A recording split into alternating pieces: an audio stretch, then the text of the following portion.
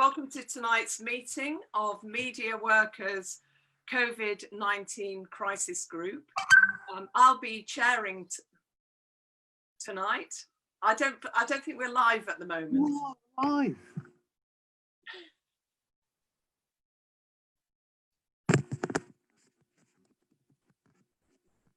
Okay, I'll be chairing tonight. My name is Kate Simon. I'm a freelance journalist and a member of the National Union of Journalists, and I was the mother of chapel at the Independent newspaper from 2000 to 2012.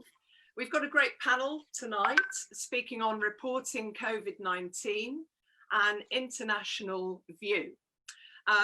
Joining us from Ireland, we've got the investigative journalist, author and longtime socialist, Eamon McCann.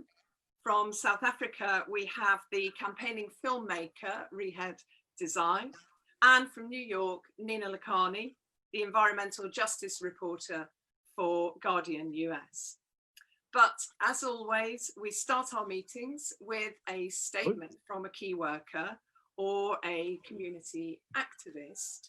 And tonight we've got Esther Neslin, and she is a parent of two primary school-age children who is involved in a campaign about ensuring a safe reopening of her children's school in Waltham Forest in East London. So over to you, Esther.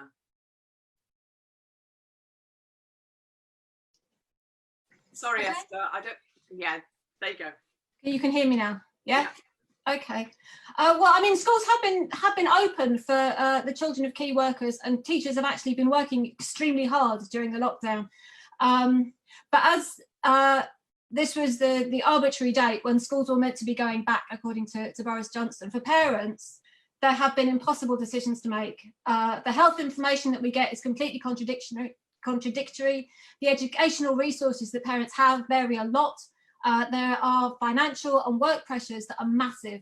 So the first thing that we tried to do as part of a campaign to make sure that children went back to safe schools was to make sure that it was understood that that children returning to schools now is not about them getting an education, it's about getting people back to work. That's why the youngest children who can't socially distance or keep their hands to themselves are the first to go back. And it's not like they're going to just pick up schooling where they left off. They really can't have an adequate learning experience when they're 2 meters away from their friends, and it's actually quite a traumatic situation and a holding operation that could damage their education and experience. A friend of mine who works in public health for young people is really worried about the number of children, especially in reception years or in nursery, who will become school refusers out of this because the experience of going back into that environment that they've only just got used to is going to be so traumatic for them.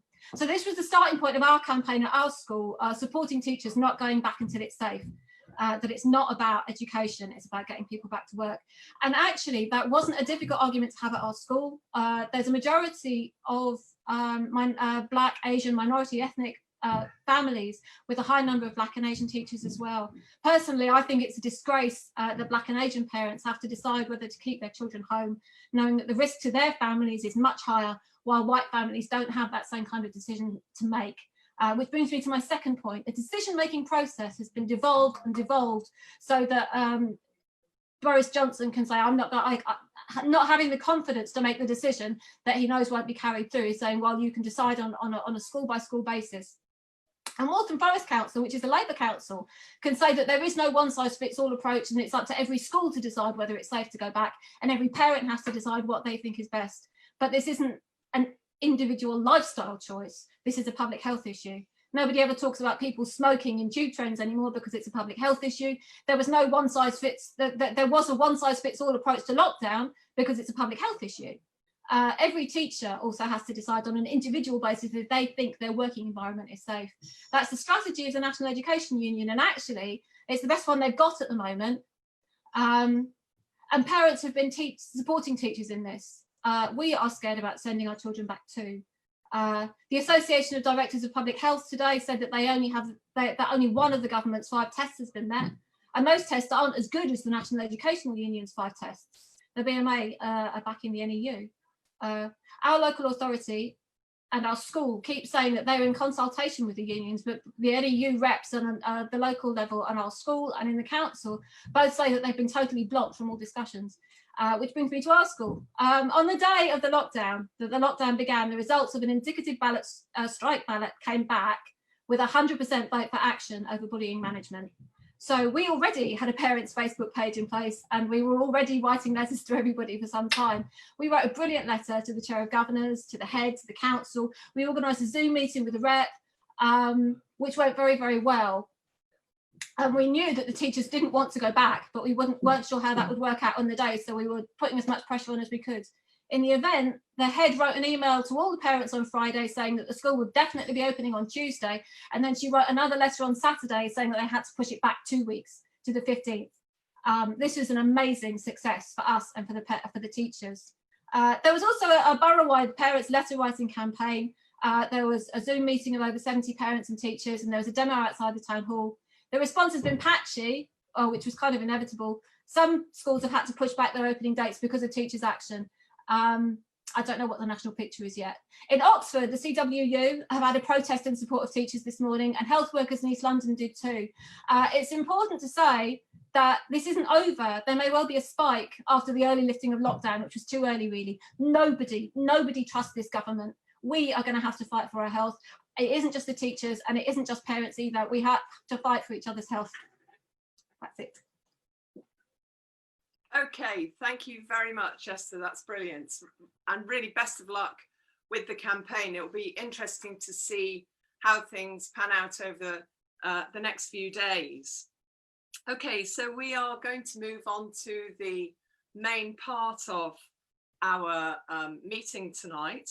And the press, it's obviously a really interesting time for us to be discussing the press, because we've seen in Britain the press come under attack by Dominic Cummings, who's blamed the press for his little trip up to Durham, and of course we've seen the arrest of the CNN journalist in the States in the past couple of days during the protests over George Floyd, and so this is a very timely meeting, really, for us to have an international view of how COVID is being reported around the world.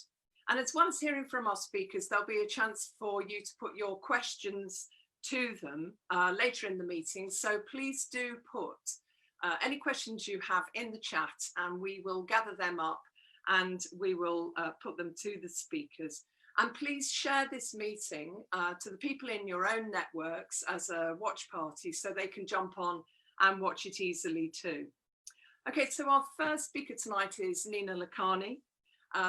Nina is a former colleague of mine from The Independent on Sunday, where she was a reporter, and she went on to report out of Mexico City about Central America and did some really interesting stuff around women in Honduras in particular. Nina's just moved to New York, and what a time to be in the States reporting. Well, she now works as the environmental justice reporter for Guardian US, and she's been telling the stories of some of the most impoverished communities and the impact on them of COVID-19. So I'm going to put you over to Nina right now. Hi everyone, nice to be here. Yeah, so as Kate said, I moved to New York in October of last year after almost 7 years reporting from Mexico and Central America. And yeah, what was supposed to be a little bit of a break of a year has turned out to be anything but that, I guess. I mean, I've been basically reporting from inside my apartment for 3 months this week. I'd been in Mexico for a couple of weeks on a story and came back, and yeah, we decided that we would all come home to do a 2-day test, just as things were really, starting to bubble. And what was meant to be a two-day test has turned into 3 months now. New York started shutting down that week, and one of our colleagues had come back from London with flu-like symptoms and could not get a test, not for love nor money, and so we, had to assume that he was positive for coronavirus, and so initially went into 2 weeks sort of self-quarantine, and that has just extended and extended. And we won't be going back to the newsroom at the earliest until September this year, but I think it will probably, even then, we've been told that to observe social distancing, we'd have to be at 40% capacity, no more, in the New York office. But I think obviously massive concerns about further outbreaks and a second wave means that the use of public transport here is, obviously hugely concerning. And I mean, I think the first thing to say is that, it's gone against every instinct that I have as a journalist and a human being to not go out and not report from communities. I mean, before I was a journalist, I was a mental health nurse. I've sort of spent my whole adult life, working closely with people, and to not be able to do that has been incredibly distressing and frustrating, and sort of really just and I can understand why. I mean, New York has been the epicenter for the US, and so the Guardian has erred absolutely on the side of caution, but when the soundtrack to our spring has been sirens and birdsong. I mean, that's the only two things that you hear, right? And now over the last week, where it's the challenges of reporting absolute police terror and brutality during the pandemic as well, and so it's been really challenging, I think. And I mean, I've tried to report, I think we've all obviously just had to jump in to do, as certainly until a couple of weeks ago, for the first 2 months, we were all on coronavirus. That's what we were all doing, no matter what our sort of beats were, and try to sort of keep my environmental justice lens to do that. So environmental justice means investigating, reporting inequalities in access to water, clean water, to adequate food, to clean air, to green spaces, and then extending that, I think, to obviously health inequalities, and in all these other areas, to try and figure out how these sort of long-standing, deep-seated, structural and systemic inequalities are playing out in terms of coronavirus, in terms of cases, in terms of deaths, in terms of access to resources. So I've tried to focus as much as I can on the impact on native communities, and I think that's been really important in terms of what we're seeing now. But obviously historically, I mean, every native community, there are almost 600 federally recognized tribes here, so sovereign tribal nations, plus many others who have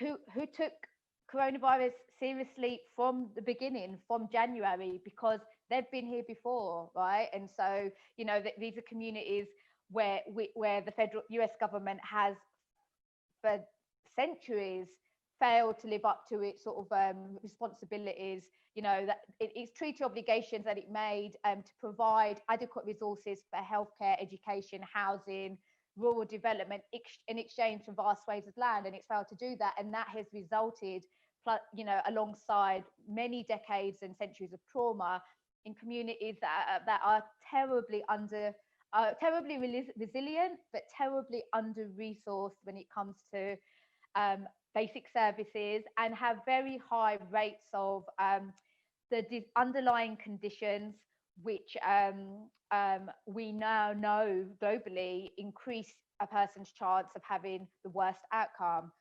So rates of heart disease, diabetes, obesity, respiratory conditions, and also, because of the sort of failures by the US federal government, infrastructure in many communities, many native communities, the Navajo Nation is the second biggest reservation, the biggest reservation and the second biggest tribal community in terms of population in the US. 30 to 40% of Navajo do not have running water. So how do you, in the middle of a pandemic, attend to basic hygiene? How do you maintain social distancing, but obey stay-at-home orders when you have to leave your house to access water? There's very little, I think on the reservation, which is huge, it's the size of West Virginia, there are 13 grocery stores, and they're not supermarkets. These are small stores. You know, some of them are more like sort of, you know, like garages, spas. So how do you maintain, how do you keep safe when you have to leave your home and travel long distances, you know, 3-hour sort of round trips to find food? And so you have these really, and how do you, you know, many of these areas don't have internet, they don't have even cell phone signal, you know, so, you know, so these really structural, systemic problems, which are a direct result of of decisions and policy decisions the federal government has made for centuries, you know, that's your starting point. So, I mean, I've been trying to report from some of these communities. We had a situation in the South Dakota, state of South Dakota recently, where the very pro-Trump governor, who is one of the few governors who refused to implement a statewide stay-at-home order, some of the tribes set up checkpoints to try and monitor who was coming in and out of their territory, really to make sure make sure that there was no tourism, no one coming for hunting, no one coming for tourism. If anyone had come from New York or New Jersey or Connecticut, which were the real hotspots, and they weren't there for, you know, for an essential reason, they would turned away. Very few people, and the response of the governor and the authorities was to threaten a lawsuit against the tribes, who were simply trying to protect their own community, you know, in the absence of any sort of state-wide protection. And so, yes, I've been trying to do that. Water, the lack of access to water, the US seems to think it's absolutely fine to shut off people's water when they can't afford to pay their bills. So you have a situation of millions of people, households, having their water shut off for unaffordable bills. So sort of the impact of that, you know, it's in cities like Detroit and New Orleans and other sort of really highly populated colors that are predominantly African American and Latino communities, where we've seen very, very high rates of COVID and very disproportionately high rates of COVID deaths. And, you know, an unknown number of people don't have access to running water in those communities either. So, yeah, I mean, I guess we've been trying to do the best we can, you know, and I think, but lots of frustrations. You know, we've seen in New York, just for example, you know, I mean, we know from before that an African-American person is much less likely to get adequate healthcare. Rates of infant mortality, maternal mortality are shockingly higher for Black women and children than they are for white women and children in this country. So we know that African-Americans are denied basic things like analgesics, you know, painkillers, because of, you know, because of untrue racist assumptions that Black people can handle pain better. We know that it's people of color and migrant communities that have least access to health insurance. You know, colleagues of mine have reported people being taken into hospital by ambulances, and before they are, you know, being told that they need to go onto a ventilator, and the first thing they're saying is, "But how will I pay for this?" You know, and we know that people are going to come out of this bankrupt, you know, and so, and you know, so we know all those inequalities, and we know that a disproportionate number of people of color have died from COVID, and yet how much of that is because of underlying medical conditions, which in themselves are a result of racist policies and inequalities and inadequate access to good jobs and clean water and clean air, and how much is because of racist healthcare policy, you know, and within the institutions. We haven't been able to investigate that, and I don't know if we ever will. You know, we've got a situation of people being put into mass graves that we can't access. Do you mean, like, how are we ever going to do that? I don't know. You know, I think this is, I mean, I think the care homes and this is exposed globally, but, you know, and the US is a really stark example of that, of decades, if not centuries, of sort of racist inequalities, and that have played out at every level.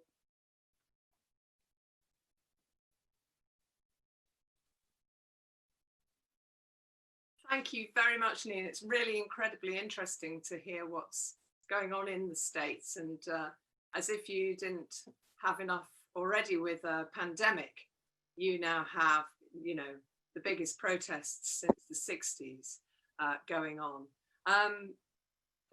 Sorry, you're muted now. I just wanted to say that I'm aware that Nina is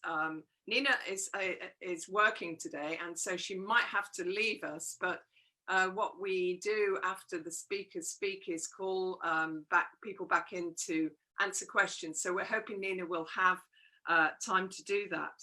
But if for any reason that's not the case, the good news is that Nina is going to be speaking this Friday in a Bookmarks and Verso event, because she's publishing her first book tomorrow, which is Who Killed Berta Cáceres?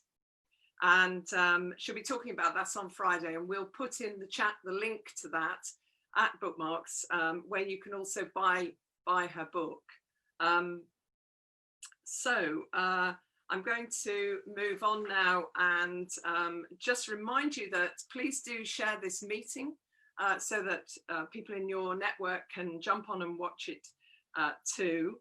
Now we're going to go over to South Africa now to Rehad Desai, who is a filmmaker, and he's built a reputation as for making powerful films such as The Bushman Secrets, Miners Shot Down, Everything Must Fall, and he's an activist, and he'll be telling us a bit about COVID in South Africa. I know that Rehad's been having some problems with the power cuts, so we're really hoping he's going to be able to stick with us. This international meeting is challenging us a little bit on keeping all the speakers coming in and online. Over to you, Rehad. Hello, I hope my signal is strong enough and we don't get too much distortion. The situation in South Africa is pretty dire. We're at a later stage of the epidemic, the pandemic, in the epicenter, which is now shifting to Latin America and so on. The situation here is we are now have one of our provinces overwhelmed, reaching its peak, and we expect that peak to go on for a while, and and it will move further up the country as influenza does this time of the year. We have one of the most highly militarized lockdowns in the history of lockdowns. It's very tight. It's just been lowered today. We went from level 5 to level 4, and today it went to level 3, which means you can now buy alcohol, but you can't buy cigarettes. And movement is still highly restricted between provinces. There was an attempt to open schools. It was pushed back by the teachers' unions, the first time they united across the federations. It's the school governing bodies. There is a real fear for our teachers, many of them with comorbidities like hypertension, diabetes, HIV, TB, and so on. These are the big problems we face in parts of the global south, and nowhere more sharply than South Africa. People may ask, well, this guy's got a British accent. I did spend the first years of my life in political exile with my family. I left South Africa as a very young child, baby, and returned in 1990. Now, in terms of reporting, the first press conference 9 weeks into our lockdown took place yesterday. Before that, it was all just press statements. The health system, the health professionals involved in the policy and so on have been required not to speak out, only to speak through the government, the Department of Health in this instance. Our president of the Medical Research Council did speak out after it was clear that many of the things, regulations, had no scientific basis at all, no evidence base to be in place. It's a very autocratic situation. Now, I don't want to go over the ground why lockdowns aren't, are only particularly useful for the first few weeks and become really very blunt tools after that, once you reach an exponential phase, because tracing and tracking, contacting and so on, it's beyond us in places, in states, in most states in the global south, that simply don't have the capacity to trace down hundreds of thousands of people.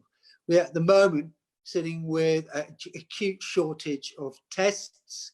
We only have 50,000.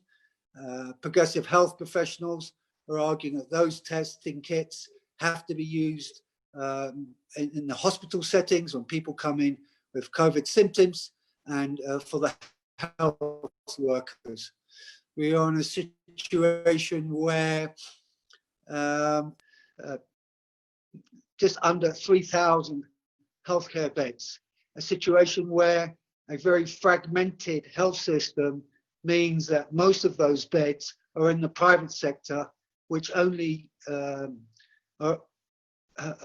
service 20% of our population, if that.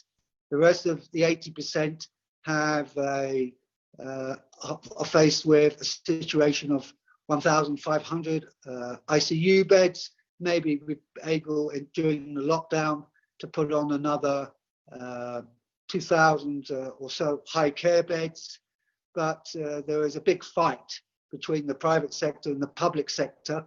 And I don't want to guess what these fights are about, but certainly the public sector are saying they're not prepared to pay for ventilation, oxygen, per diems for doctors and so on. We have 15,000 doctors ready and willing to work on this crisis from the private sector. They haven't not as yet been enrolled. There have been arguments going on for weeks and no resolve. We had more killings than deaths in the early phase of the lockdown due to the bringing of 73,000 troops into our townships to try and enforce physical distancing, what's called social distancing, and compliance. We had one young man just a week ago or so who was killed for selling cigarettes, which are banned. We have a situation where our government is not accountable, is unable to provide the $20 a month it's now promised for the unemployed, for the 10 or 11 million unemployed. To date, after announcing this 2-3 weeks ago, it's provided, I think, a few thousand people with that $20 per month grant. Hunger is stalking the nation. Our children are becoming malnourished. The undocumented migrants that account in their millions are not getting any food aid. The food aid that is available is completely inadequate. So we have a very serious situation where the likelihood is that our health system will be completely overwhelmed, and the pandemic in our context will run out of wild control, killing at the very minimum 60,000. That's if our health system does stand up, and more likely double that number by this time next year. Now, this virus, like the climate crisis, disproportionately affects those in the global south. We have had very little to do with the ecological crisis and the deforestation of the tropical forests. We have had very little to do with the integrated farming methods based on the Tyson model from the US, which breeds, feeds, and sells this food, even the fast food restaurants, that are vectors for this virus. We've had very little to do, or in most cases, very little ability to build up the resilience of our health systems. The situation, quite frankly, and the inspiration is coming from the tens of thousands of people involved in mutual aid, providing food for the most needy and the most vulnerable, providing protection for the most needy and vulnerable, for those with comorbidities, for our older people. This is happening at a community level, and it's increasingly spreading because we have no other option but to protect each other. We are unable to rely on the state. It doesn't mean we need to continue to make demands on the state to do what it can. And it can do a lot more than it's presently doing. So I'm presently, I'll end here, I'm presently covering a few issues, and it's not easy, but journalists have been given essential work permits. So we're out covering the destruction during lockdown of 300 shacks in an informal settlement.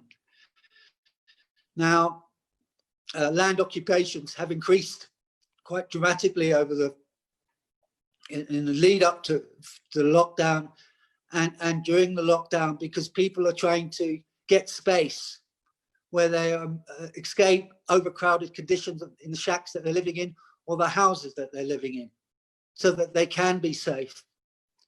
And the government have said, well, while we have said we're against evictions, these aren't evictions. These are illegal land occupations, even though many of them took place. We're against evictions during lockdown. It's illegal to evict people during lockdown. So the government responded by saying, actually, these are illegal land invasions and cannot be confused with evictions. And therefore, people homes are being knocked down in the hundreds, while and then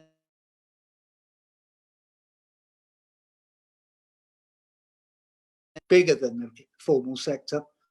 And there is no, up until recently, no ability for even people who are not registered for unemployment insurance fund to claim any unemployment benefit. That's just shifted, but they're having problems paying people out, even those who are registered. So the contradictions are going to sharpen. The brutality of a health system in resource scarce economies like South Africa are showing the real brutality and horrible nature of the pandemic. We are posed with the situation of lives versus livelihoods, that you have no option but to go out and try and earn something so you don't starve to death. That's the reality for most people. That's the reality of capitalism for most of the world. So thank you.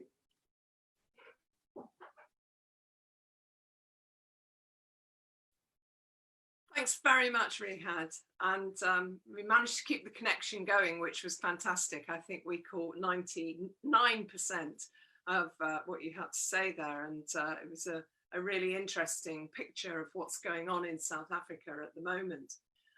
So we've been to New York, we've been to South Africa. Unfortunately, we seem to have real problems getting a line to Derry in Northern Ireland. And at the moment, we're unable to bring in Eamon. But so let's just do a couple of quick questions, especially while we've still got Nina from our audience. So we have, okay, here's one. What offers greater media freedom, state ownership, or a Fox News model?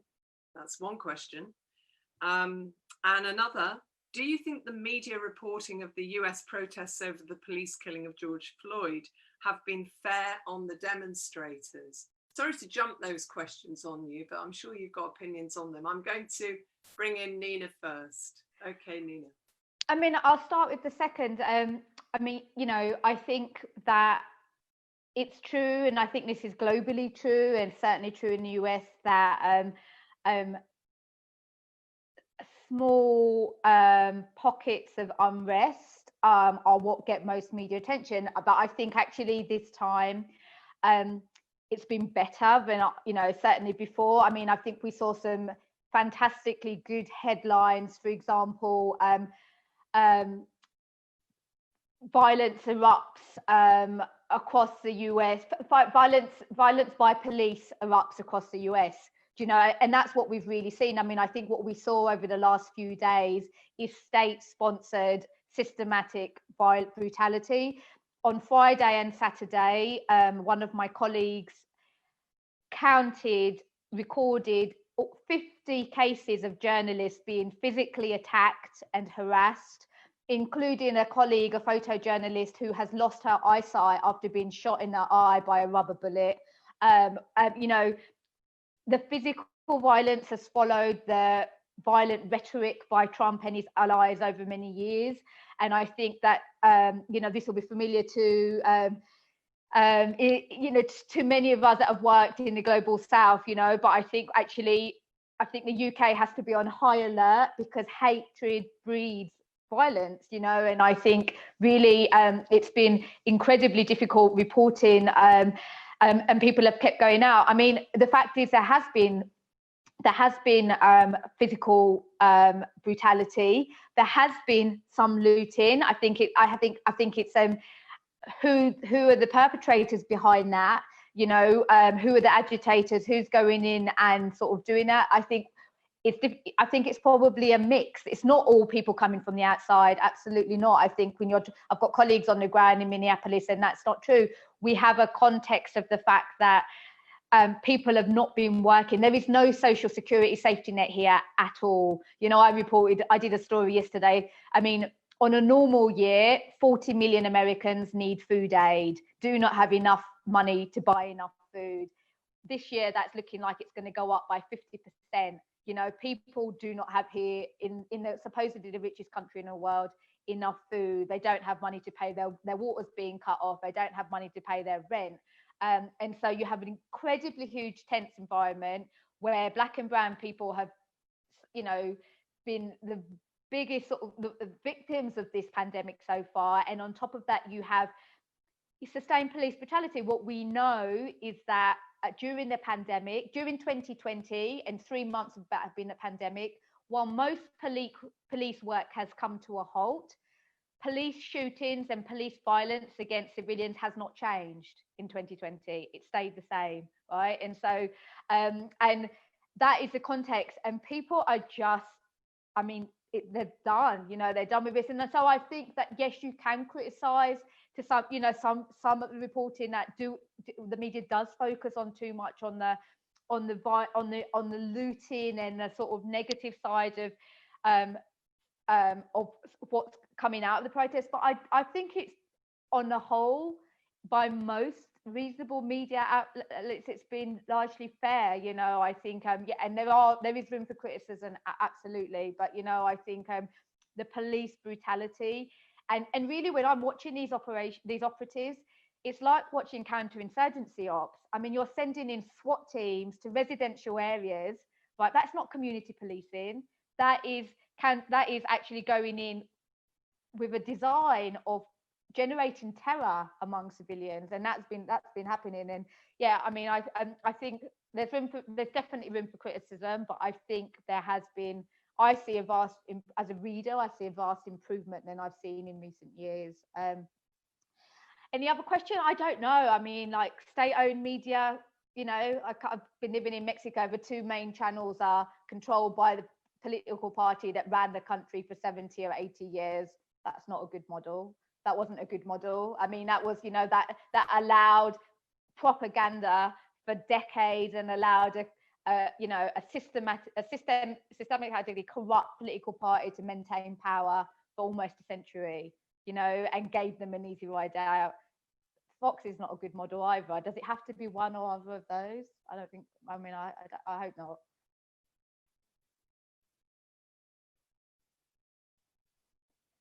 Thanks, Nina. Okay, Rehad, thoughts from you? I think the last question that Nina addressed is an easy one. So let me deal with it and dispense with it quickly. I think we're against state broadcasters. We want public broadcasting that's driven by the public interest. And BBC has been a good model, despite all its problems, for many of us around the world.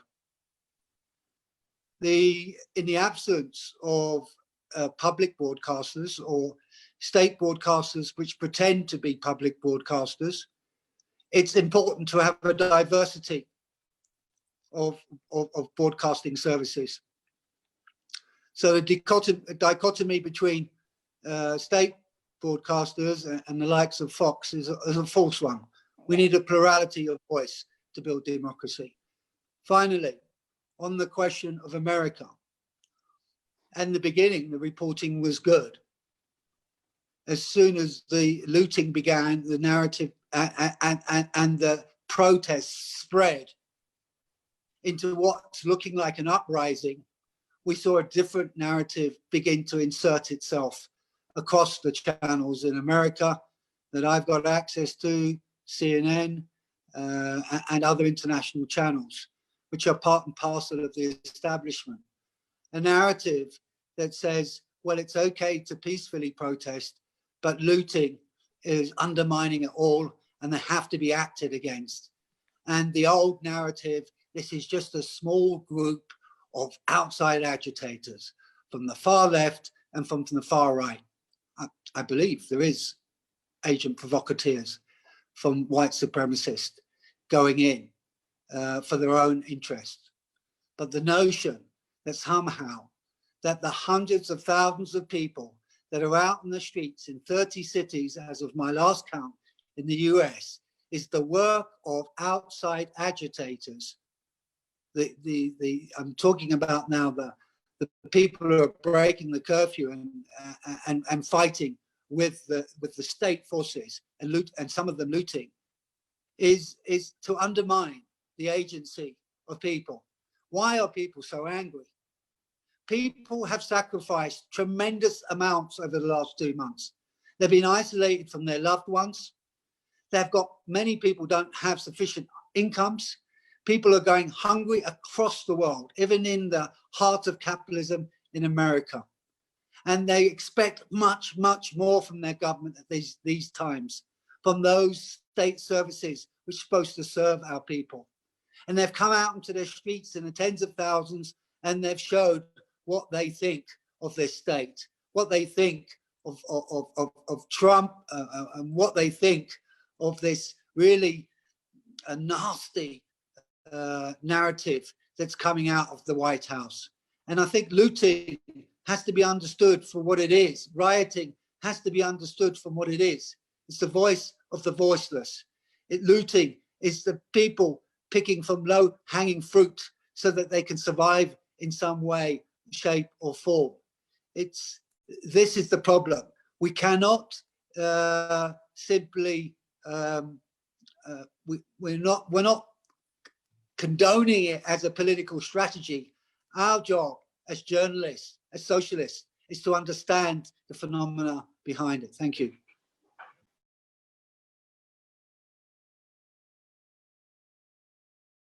Sorry, I muted myself. Thanks a lot. I'm afraid, still don't have Eamon, so I wondered if we had time for 2 more questions, and if we don't have Eamon after that, I think perhaps we have to cut our losses. I'll put these 2 questions to you. The first is, often international reporting of events in different countries is better. Do you think the US protests have been reported differently from those in Hong Kong? And another, which is really for Rehad, which is alcohol prohibition in South Africa having a major impact or is it the media in the UK just picking up on a novel angle? I'll call in Nina first. I haven't thought about it enough to compare and contrast, I guess, Hong Kong and the US protests, but I do think a lot about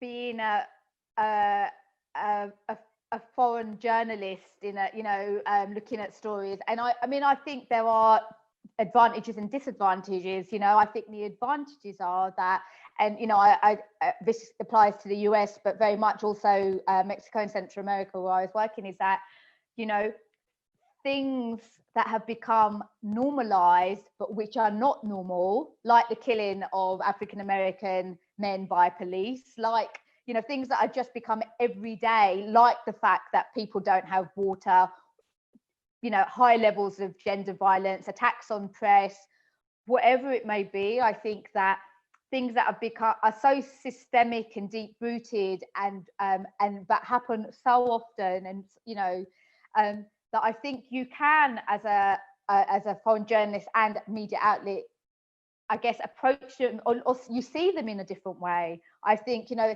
I mean, I think that sometimes we can be shocked by the shocking, and also see the extraordinary in the extraordinary. Do you know what I mean? And I think that just having, you know, not having that sort of, having fresh eyes in some way, you know. And I think certainly from the Guardian's point of view, we're a small operation here, right? So we're looking at where we can make an impact. We are not going to be competing on the political, like, you know, doing White House report. We have you know, a very good but small political team. You know, we look at sort of where we can try and have an impact in terms of, you know, so focus on inequalities, focus on the climate crisis, you know, focus on homelessness, focus on sort of some, you know, really cliche, then try and, you know, which I guess are shocking for us as journalists and as an organisation, to try and sort of focus on them and really sort of unpick them and report on them, as if they were the first time we're seeing them. Do you know what I mean? In a way, and I think that's sort of, so that's an advantage. And yeah, and I think the disadvantage is that we're small operations. We learn it. You know, we have a mix of American and British and other nationalities working here. Do you know what I mean? But and so there is the historic or collective sort of memory is distinct. Do you know what I mean? Like, you know, which again, it can be a good and a bad thing. You know, I think, you know, we weren't all around during when Rodney King was killed. We weren't all around even during the Occupy movement. Do you know what I mean? It's sort of, so there is sort of some advantage and disadvantage definitely in doing that. But I think, yeah, I think certainly when I worked before moving here, you know, often people would be more willing to tell me their stories, because as a journalist from outside, they felt they could trust me more. Do you know what I mean? That I had come to listen to their stories. They felt that actually there was something more trustworthy or more genuine, or yeah, just about a media outlet from outside. So I think we do play an important role, but there are limitations and there are disadvantages and advantages to that.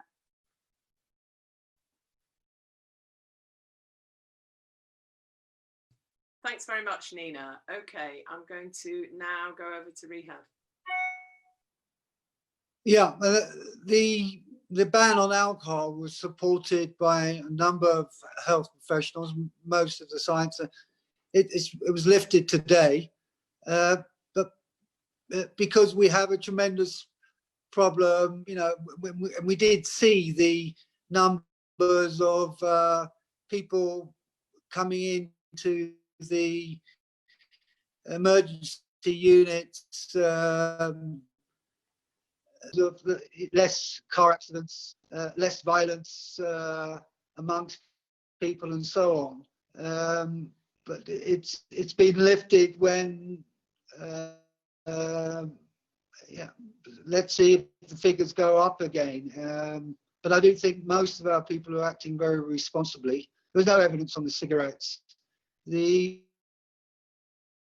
I think I'm not really able to answer, respond to the question on, well, I suppose I can. I mean, has obviously been very pro the protesters, and it's who are fighting against, on very clear lines around democracy and their ability to co-determine their destiny in that territory. And China's clearly imposing its own rule and has a very different narrative, which is authoritarian, and we have to support all fights for democracy. And I do believe, despite what our press is telling us, the fight in America is a fight for democracy. The fight in America is a fight for accountability and transparency and a responsive state. And this is what's happening. We're seeing a deep radicalization taking place across the world, and who are now contesting many of the actions of their state. There's a huge trust deficit that is building up because many of these rulers, our democracy around the world has gone into serious moral and political decline. We don't know the difference anymore between the private sector and what is supposed to be called public service, the public sector. So I think I'll leave it there.